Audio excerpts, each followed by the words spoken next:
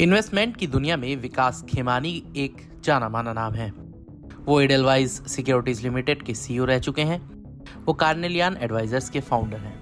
हाल ही में CNBC TV 18 के एक प्रोग्राम में उन्होंने असफलता और उससे निपटने के तरीकों के बारे में बताया।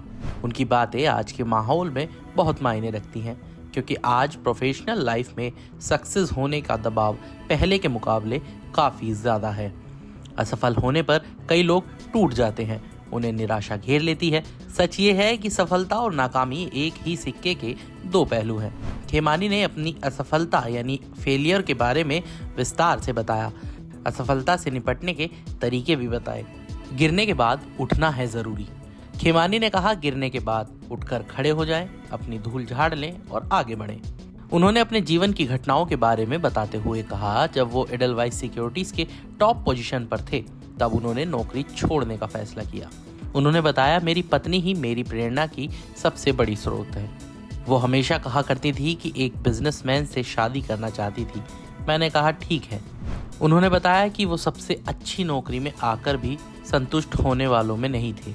उनका मन हमेशा खुद का बिजनेस शुरू करने का था। उन्होंने बताया, जब आप सफल हो जाते हैं तो अचानक ईगो बन जाता है।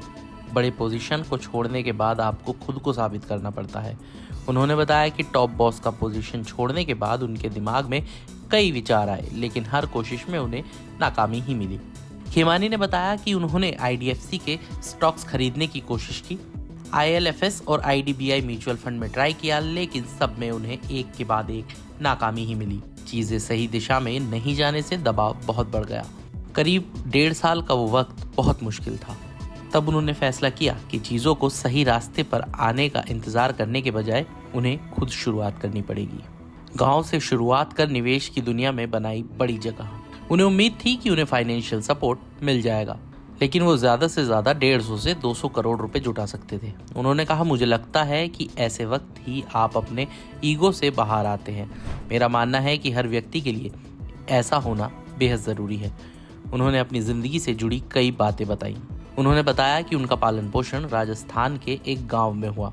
बुनियादी सुविधाओं की कमी थी। नौकरी के इंटरव्यू में दिक्कत होती थी क्योंकि उन्हें अंग्रेजी भी नहीं आती थी।